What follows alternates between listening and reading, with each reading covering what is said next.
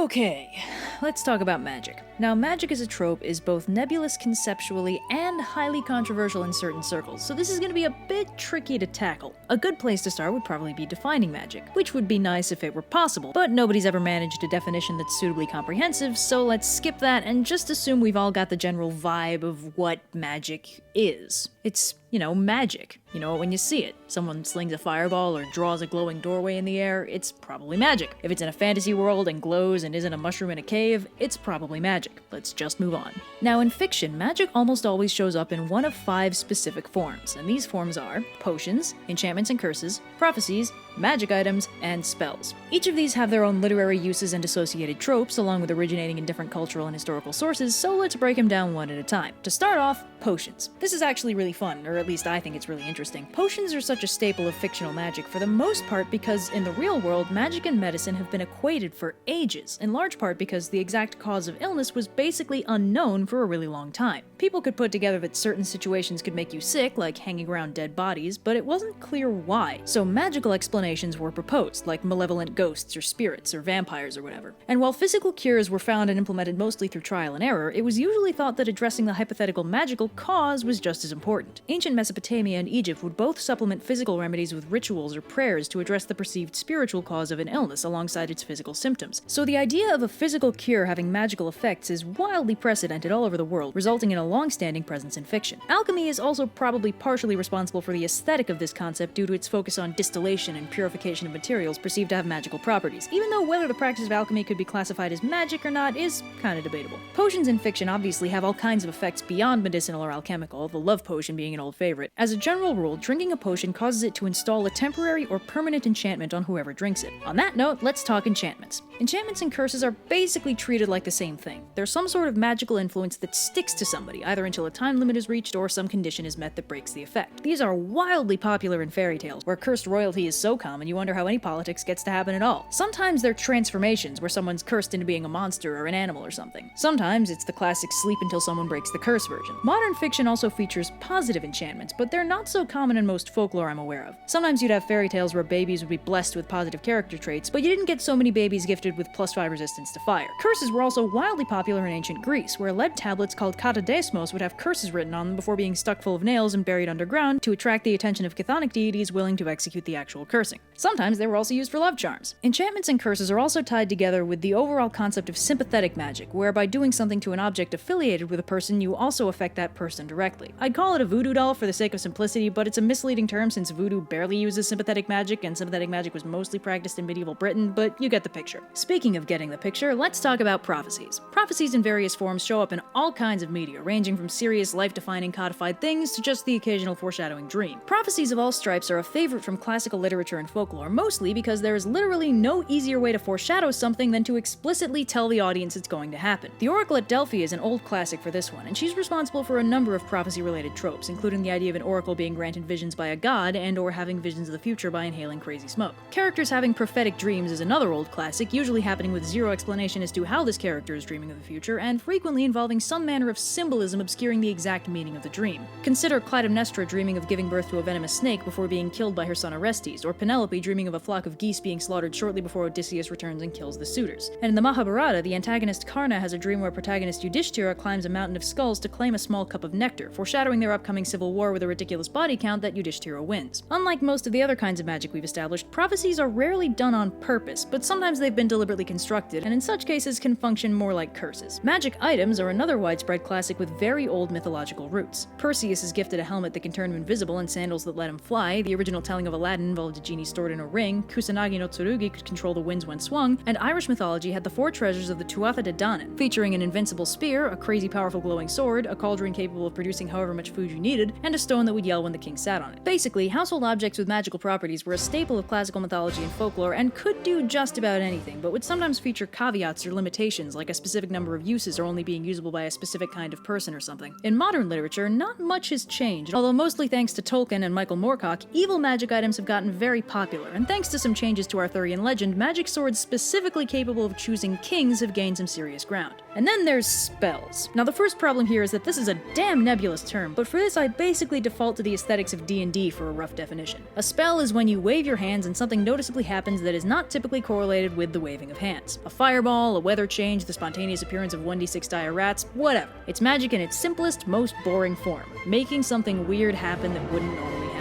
At its most interesting, this category of magic includes stuff like summoning or spirit control or whatever, and might include drawing fancy-looking geometric patterns or magic circles seemingly ripped directly from alchemic texts. Most of the precedent for this comes from folkloric sorcerer figures with a crazy amount of personal power they used for slinging fireballs or lightning or whatever, but in modern literature, worlds with magic will often let anyone do spells as long as they know the magic words or the right shapes to draw. Sometimes spells only work for a chosen few who have latent power or whatever, but sometimes it's just a matter of the right words and the right arrangement. So this generally accepted precedent gives an aspiring fantasy writer a lot to work with. Bottom line, most magic in fiction is derived initially from mythological precedents, as well as historically practiced attempts to wrangle the perceived gray area between natural and supernatural. But this is a lot to deal with, so instead of bundling all of this stuff under the umbrella of magic and leaving it at that, most fictional magic systems follow specific rule sets that help narrow down what exactly magic means in this world where magic is real and sets you on fire sometimes. So let's run down the most common formats for fictional magic systems and what benefits those models have. The first of these paradigms is magic as science, which is, frankly, an utterly reasonable perspective to hold in a world where magic is demonstrably a fundamental force of nature. Science is the study of reality, and in a world where magic is measurably real, with reproducible experimental evidence and stuff, magic would be science. In these systems, magic and science are considered to be the same thing, or one will be a narrow branch of the other. This is frequently used to justify magic showing up in a sci-fi setting, but in more urban fantasy or fantastical settings, it'll usually just be treated as another field of study. Some people go to school for architecture, some people go to school to summon eldritch horrors from the spaces between realities. You only declare your major in your second year anyway, so there's plenty of time to choose. Bizarrely, even some worlds that seem to treat magic as a science will still distinguish it from science as a whole, treating it like it's fundamentally divorced from normal sciencey stuff like physics or gravity. Either way, this magic system will usually have very strict rules in terms of what can and can't be done, and it might borrow heavily from alchemy in terms of exact sciencey ratios of materials used, diagrams drawn, or words said dramatically while waving your hands in the air like you just don't care about the generally accepted fundamental laws of reality. This magic system is very concrete, although some writers don't treat it as such and will play fast and loose with the laws of magic science rather than defining anything too strenuously. In its most potent form, this magic system has fully fleshed out concrete rules, like real-world chemistry or physics, but a lot of writers like leaving themselves some leeway and won't fully define the rules and limitations of their magic to keep things interestingly ambiguous. Next up is magic as divine or demonic, a classic straight from the Malleus Maleficarum, where if you can do magic, it must mean you made nice with Satan himself. Or from another perspective, your magic was a gift from a supernatural entity that's generally considered divine. This really depends on who's making the moral judgment. In this system, magic is a gift from some sort of supernatural entity, and will frequently come with caveats and, most importantly, a personality. Some empowering entities won't let their powers be used in specific ways, or will take their magic back if they see you misusing it. Sometimes the specific kind of abilities you get are defined by that empowering entity. Your fire deity is unlikely to give you plant powers, your death god probably isn't going to give you spangly fairy wings, stuff like that. Sometimes writers will play with this by just having a god of magic in general that allows magic to exist and empowers magic users for funsies. In this case, the magic is unlikely to have a theme, but can still potentially have a personality if the magic god is personable enough. The historical precedent for this kind of system is twofold. There's obviously the whole witches cavorting with Satan thing, but there's also, well,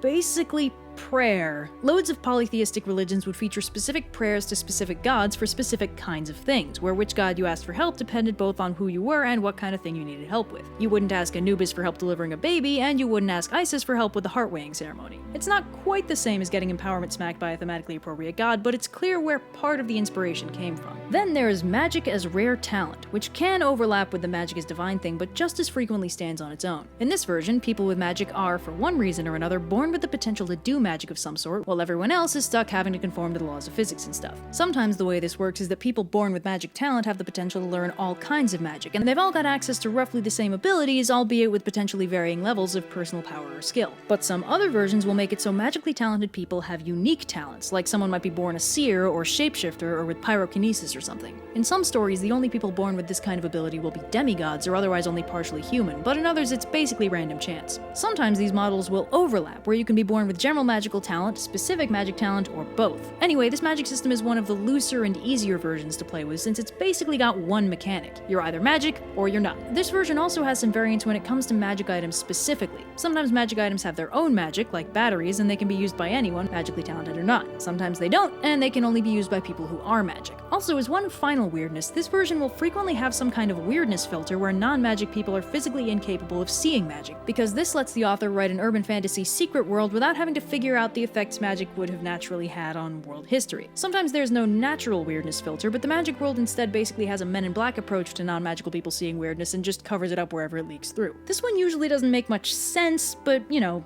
magic. We'll come back to the issues with this model in more detail later. The next big one is magic as a force of nature, where rather than being a thing that pops up in people or gods, magic is a huge, chaotic, primordial force practically oozing out of the planet, and can only be used by very carefully channeling it in controlled amounts. This version of magic is usually pretty temperamental and might have its own will, but if so, it'll be very alien. What sets this apart from magic as divine is that this version of magic is bigger than any god, and much less willing to be reasoned with. Worlds like this might have storms of magic, where natural magic is basically a weather phenomenon that pops up at random, rolls over some unsuspecting town, and turns everyone involved into trees or something. Sometimes this version of magic will be treated almost like radioactives, potentially very useful if carefully controlled, but liable to mutate or kill you if you just throw the stuff around willy-nilly. This kind of system is one of two solutions to the primary problem when writing magic: that if your story has magic, it runs the risk of being the Swiss Army plot device resolving anything and everything that poses a problem in your story. By making magic a primal, incomprehensible force that runs the risk of consuming anything that uses it carelessly, you handily avoid that particular pitfall by making magic way too dangerous to be a cure-all for your plot problems. The other popular solution to this particular problem is the magic as ironclad rule set system, wherein magic has very specific limitations and cannot be used beyond those parameters. Because this puts definite constraints on magic, it prevents it from being used as the quick fix to any given problem. In this system, magic is usually restricted into one specific kind of supernatural ability, like the bending in Avatar or the system of alchemy used in Fullmetal Alchemist. Practically speaking, this system gives some people the ability to do one weird thing, and in order to problem solve, they have to use that ability creatively rather than bending the laws of reality to fit what they want to happen. The magic as ironclad rule set system is the most mundane feeling of the major magic systems, since it basically just augments normal reality rules with one highly specific weirdness. There are two major difficulties that arise when writing magic systems. One, magic runs the risk of being too omnipotent if its limitations aren't strictly defined, and two, integrating a magic system into world building is hard, and as a result, some very entertaining stories with magic systems tend to fall apart under any sort of sustained scrutiny. That first problem basically manifests by turning magic into a plot device that removes the stakes of any given situation. A character died, but it's cool, our local mage tapped into the power of love and straight up resurrected them, and the only price they paid was a magical hangover the next day. Oh no, the Dark Lord summoned an army of the dead, but the team Pyromancer had an emotional episode and immolated all of them. When the power and scope of magic is allowed to be controlled by the emotional investment of the character doing it, the stakes of any given situation tend to rapidly drain away, since once the magic character reaches a certain threshold of upset, they tend to just fix everything. That's not even touching on the systems where magic itself has a will of its own, wherein a problem can be solved by literal divine intervention if it rubs magic the wrong way. When your world has this potential magic ex machina problem, you run into two sub-problems. One, if you solve in-story problems with poorly defined magic, your audience will feel cheated, and two, if you set that precedent and then throw another problem at your characters but don't use your established magic ex machina to fix it because you want this problem to have lasting consequences, your audience will be pissed at the lack of internal consistency. This is related to the problem I talked about in the character deaths video, where the presence of even one established means of resurrection makes every subsequent unresurrected character death feel emotionally manipulative and unnecessary. The world-building difficulty problem is its own can of worms, and usually manifests more with urban fantasy than with high fantasy, since while fantasy allows for the construction of a world that can basically look like anything, most urban fantasy aims to create a world that resembles the familiar modern one. Introducing magic into the equation makes this difficult, especially if this magic has supposedly always been there. That's taking alternate history to a whole new level of complicated. Most urban fantasy worlds try to solve this problem by making magic part of a secret world, where the magical world is kept carefully hidden and separate from the mundane familiar world. But even this doesn't necessarily fix the problem, since how the magical world keeps itself secret is a big problem that isn't always adequately addressed. And even if it is, it doesn't explain why members of the magical world wouldn't mess with the mundane world, or, for example, take sides in historical conflicts or work to prevent atrocities. This makes even less sense in worlds where magical talent is statistically rare but pops up at random throughout the population, because then that forces you to think about uncomfortable stuff like, how would this extremely significant historical conflict have gone differently if even one member of the losing side had the ability to set their enemies on fire with their mind? Or face the unfortunate implications that your aloof secret magical world noticed the myriad horrible injustices of normal human history, several of which they likely had family involved in, and not one of them decided to use their vast cosmic powers to step in and fix it. Hell, any historical conflict that was predominantly determined by technological superiority or random illness goes out the window if both sides have access to magic, aka the ultimate playing field leveler. Which means, to take an easy example, the US in this world should be unrecognizable, considering how many conquests and atrocities it was built on that would have gone completely sideways if the losing side had access to healing magic, teleportation, mind control, or even a 1d4 magic missile spell. Basically what I'm saying is Ilvermorny makes no sense. And not to take another explicit potshot at Harry Potter, but how can your secret world stay secret for more than like a month when members of your secret world are randomly being born into extended families that aren't part of that secret world? No way in hell is that kid gonna be able to keep a secret from their own muggle parents, or have a suitable cover story for when their extended family grills them on their college apps at Thanksgiving dinner. It just doesn't make sense. When your secret world is based on an entire subsection of the human population agreeing to keep a secret, you have to remember the old adage, 3 can keep a secret if 2 of them are dead, and the third one is cursed to only speak in spoonerisms. Jeez, this ran long.